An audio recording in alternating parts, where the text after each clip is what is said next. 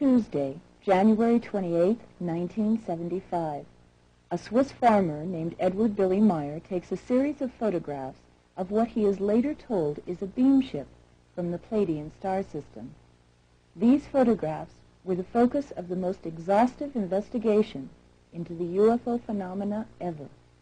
During the following 5 years, the evidence continued to accumulate. And it was this extensive physical evidence that nudged the curiosity of Nippon Television director and investigative reporter Junichi Aoi, prompting he and his team to join us in October 1979. Having been involved in the research and responsible for the investigation for over 18 months, we welcomed the fresh input. Our team, Wendell Stevens, Tom Welch, myself, Britt Elders, and Lee Elders, had been impressed by the sincerity and openness of the contactee, Edward Billy Meier. During our 5 previous visits, he had always been willing to work with us, answering what must have seemed an endless barrage of questions and ushering us across the Swiss countryside to the numerous contact sites. His Greek wife, Calliope, spoke no English, yet was a gracious hostess, allowing us free rein into her family's private world. And the Meier children recounted their UFO sightings with the exuberance of any other child showing off a new toy. At that time, Billy was struggling to become a self-sufficient farmer. With the help of friends, he was busy turning a run-down piece of property into something livable.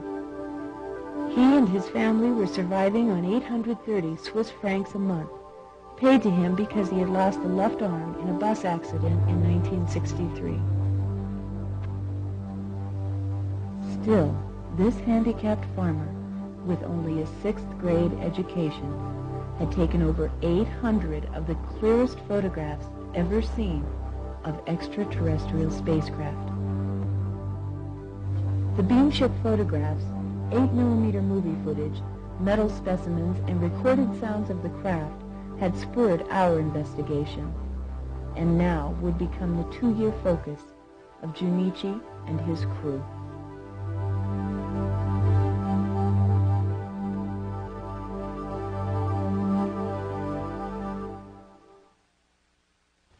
Mr. Meier, now could you tell us about how were you involved in the UFO? You see, that's a very long story. Yes. It begins at 1942 in my birth town called Villach. There, on a nice day, a summer day, I have something seen like a flash out of the sky. Was it night? No, it was like a silvery flash. And a piece of a second later, that flash came very near, very close to my father and me. We were staying behind the house. How old was he? 5 years old. And then I have seen it isn't a flash, it was a very, very big disc. And from that time I got some contacts on telepathic way, and about that I was afraid. And I was running to our village priest to ask them what's happened with them, because I was thinking I will come crazy or foolish. And then he told me what's happened about telepathy. And I got into my head something like a voice who was teaching me on several things. And what they told me, I shall not be afraid. And then some time later, month later, I saw a second ship when I was far outside from our village. then it comes down, sit on the ground, and then comes out a very, very old man. I was thinking about 90, 95 years old. Mm. And he took me into his bow, metal bow. Mm-hmm. It was a spaceship. Mm-hmm. And took me up about 70 kilometers over the earth for several hours. Mm-hmm. And that was the real first contact I got. How did you feel? I mean, how did you get the telepathy? You see, if I have to explain that, it's somehow difficult. Mm-hmm. It was like a knowing and at the same time like a voice. Mm-hmm. Voice could hear in your head. Yeah, but not on that way how I can hear you if you speak now with me. Mm-hmm. It was something else, but I don't can explain it. And what did he say to you? They told me, or he told me that man, I was thinking about him like that he is looking like a patriarch. And he told me that he is coming from very far in the universe, from other sun systems, from other stars. Mm-hmm. And that they will bring here some wisdom to teach the people here on earth Mm-hmm. for a good natural life, humanity, friendship, love and everything. Mm. And then that contact with that old man was going on for 11 years. Oh. After that time he left. And what was the name of the old man? His name was Svat. So what about the first contact? I mean, the old man. Yeah. He belongs to the Pleiadian. Pleiadian. Yeah.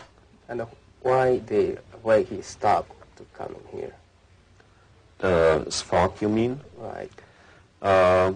Just a year ago, I came to know that he, at that time, when he was gone for all the time, that he died. Oh, I see. And then 3 hours later, I got another voice in my head from a girl, and there too I got then a contact, and that was going on for other 11 years, up to the year 1964. Ascot would become Billy's primary contact as he traveled throughout the Middle East. Although she is depicted here in this rare photograph, Meier has released very little information concerning the 11-year training period that preceded the Pleiadian contacts. To get that picture, I had to ask, and I got the permission to shot them because she didn't return to Earth. Mm-hmm. If they stay here, it's impossible to get the picture from them. I see. They don't want you shot any picture from them if they stay and are working here on Earth. The Meier family photo album contains numerous old but clear stills that were taken in India of luminous balls. These unusual objects dotted the night skies with brilliant bursts of concentrated light. Some were taken during daylight hours, such as this one with a person in the foreground and 8 double-sphere objects flying over the New Delhi railway station. One of the most spectacular photos shows a disc-shaped craft hovering over the Ashoka ashram. Billy reported that this was Ascot's ship. Mm-hmm. And then the contact stopped for the third 11 years, and then it started again by the 29th of January 1975. The people from today, what I have contact with them from the Pleiades, is Semyazi. She was the first girl who came when I got the first contact. And are they coming